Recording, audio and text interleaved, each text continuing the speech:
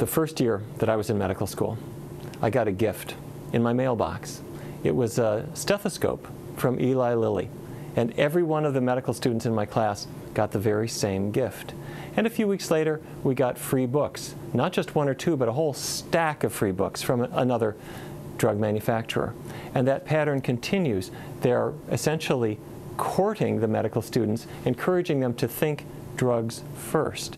Traditionally, most doctors tend to practice what they learned in medical school, and they don't tend to think outside what they've been taught. And it's very difficult to change gears in the middle of your career and think about another approach. You know, when antibiotics first came on the market, a lot of doctors were resistant to the idea. It made no sense that you could take something from a penicillin mold, inject it into a human, and cure pneumonia. It didn't make intuitive sense, and it didn't go along with what they'd been taught. And it took a re-education campaign. And I think it's really just a question of education.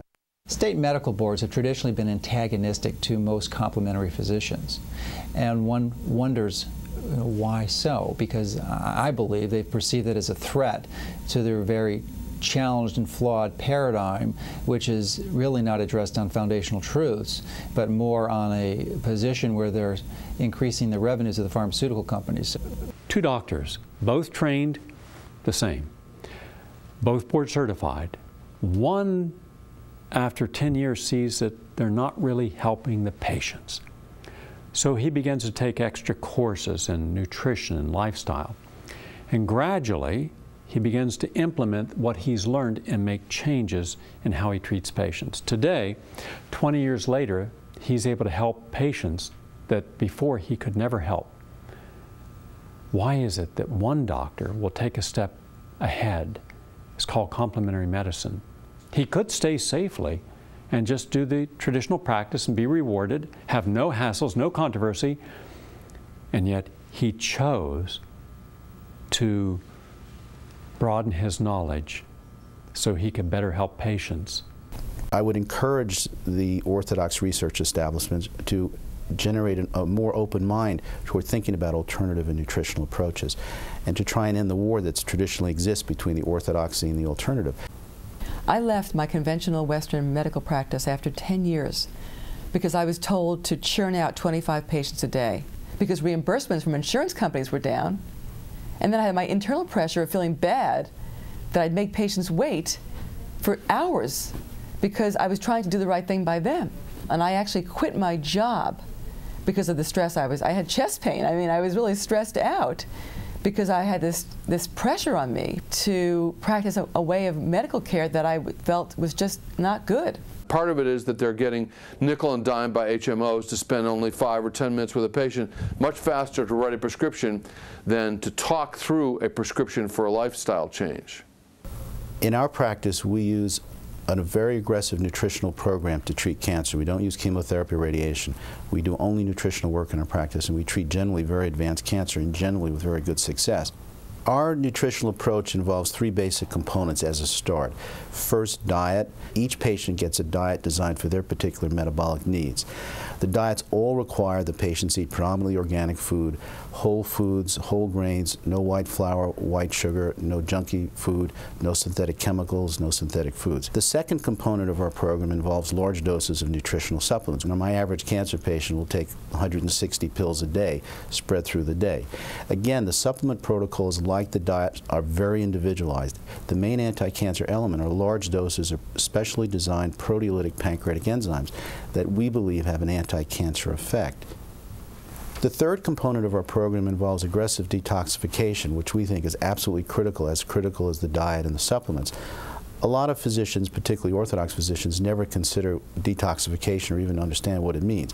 Basically, detoxification refers to simple procedures that help the body mobilize, neutralize, and excrete toxic waste.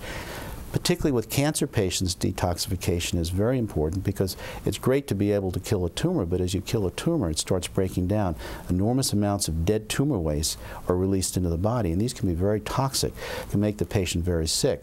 So we have a series of procedures, we use some of which go back 100 years, like juice fast, that we find very efficiently help the body mobilize and get rid of all this toxic waste. In 1993, the National Cancer Institute invited me down to Washington to present my cases. as one of their first efforts to objectively evaluate an alternative practitioner. Based on that presentation, the NCI suggested I do a pilot study with advanced pancreatic cancer. And their attitude is if I could show any results with even 10 patients with pancreatic cancer, this would warrant a bigger study. We got the study completed. The statistics and the results were better than anything that had ever been published for advanced pancreatic cancer. And I think it's efforts like this that are going to help change the mindset of the orthodox oncology establishment and the orthodox medical world in general. Longevity has improved over the last 100 years or so, not because of medications, but because of changes in our lifestyle. Number one is better sanitation, so that we have better hygiene, and we're not getting the infectious illnesses that were rampant decades ago. But we've turned a corner where now our nutrition is worse. We're using more and more and more medications to try to make up for that fact. And a recent study has shown that the next generation will not live as long as their parents. They could die as much as 5 years earlier. So all the medication in the world doesn't make you live that much longer. Public health is what really counts, and unfortunately that's starting to suffer. I think the major development has been the pharmaceutical approach that has looked at diseases as if they were all a simple biochemical malfunction inside an individual cell, and that you could take a synthetic chemical or a drug, use that to interfere with that particular biochemical pathway. That pharmaceutical approach worked well for some diseases, certainly antibiotics curing infections, but it's not working well with these chronic persistent illnesses. The Food and Drug Administration has very much become biased towards a pharmaceutical approach and has discouraged much of the work that could be done in this alternate field. The natural health movement is largely from down up. It occurs from the public, who have become more and more educated by reading various books, by internet, which they can get lots of information.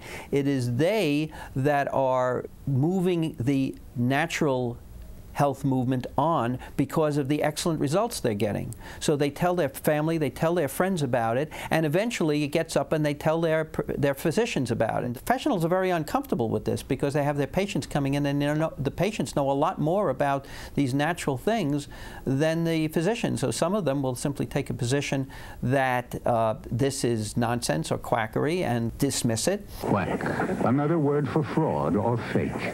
Thousands of quack medical products, all are a waste of money. Many endanger your health. So before buying a questionable cure, ask your doctor or pharmacist first, because the next dead duck could be you.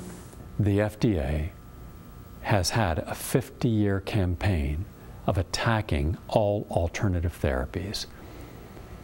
Vitamins, organic produce, you name it, it was up on their radar screen. If you were a physician, you were attacked. If you were a consumer advocate, you were attacked. The FDA was merciless in going after everything in the natural field. Things that people today just say, take for granted.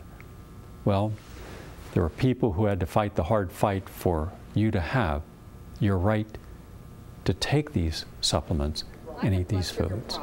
This is Dr. Rice's formula. Tell me, why is this good? Well, this has a lot of nutrients. It's like a multivitamin. On 6th of May, 1992, some 10 minutes before we were set to open the clinic, folks were getting out charts and mixing IV solutions. The clinic doors were still locked when the front door burst open. Someone had kicked it in and came running in, pulled out a gun, and approached within 2 to 3 feet of our receptionist, and his cohorts ran through the clinic yelling, "Raid, raid, raid!" And they rounded up all of the employees and had them go out to the waiting room. Then they presented a search warrant. They were there to seize our B-complex vitamins. They then kicked us all out of the clinic. We couldn't come in either, never mind the patients. They spent about 14 hours. They drew up a couple of big old vans, filling them full of clinic medical records. They took people's personal, private, confidential records.